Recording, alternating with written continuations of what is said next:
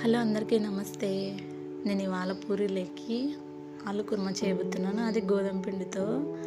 ముందుగా ఒక బాండీ పెట్టుకొని అందులో కొద్దిగా ఆయిల్ వేసుకోవాలి. తర్వాత పోపు దినుసులు వేసుకోవాలి.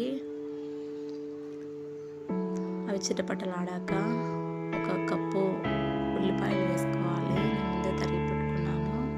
కొద్దిగా లావుగానే కట్ చేసుకోవాలి. అవి కొంచెం వేగిన తర్వాత కట్ చేసి పెట్టుకున్న పచ్చిమిర్చి వేసుకోవాలి. నేను ఒక 6-7 వేసాను. తర్వాత కొద్దిగా కరివేపాకు, ఒక ఎండుమిర్చి కట్ చేసి వేసుకోవాలి. తర్వాత ఇది ఎక్కువ వేగనవసరం లేదు, కొద్దిగా కలర్ మారితే చాలు. నేను ముందుగానే 2 ఆలుగడ్డలను ఉడకబెట్టి పక్కన పెట్టుకున్నాను. అది స్మాష్ చేసి అందులో వేస్తున్నాను పోపులో. తర్వాత ఇది కొద్దిగా పచ్చివాసన పోయేంత వరకు వేగితే చాలు పోపు అంతా. అలా కొద్దిసేపు వేయించిన తర్వాత ఇందులోకి మనము గోధుమ పిండి మిశ్రమాన్ని కలుపుకుందాము. 2 స్పూన్లు గోధుమ పిండి వేసుకొని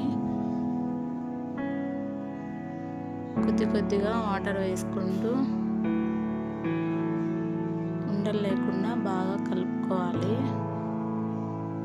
ఒకటేసారి వేయకుండా కొద్దిగా నీళ్ళు వేసుకుంటూ కలుపుకోవాలి.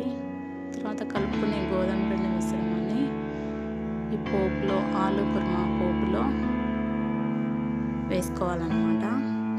అది సిమ్లో పెట్టుకొని వేసుకోవాలి, లేదంటే గట్టిగా అయిపోతుంది. ఇందులో వేసిన తర్వాత మనం గోధుమ పిండి కలిపాం కదా కప్పులో, అదే కప్పు నిండా వాటర్ కూడా తీసుకొని ఇందులో వేసుకోవాలి. ఇదంతా సిమ్లోనే పెట్టుకొని ప్రాసెస్ చేయాలి, లేదంటే చాలా గట్టిగా అయిపోతుంది.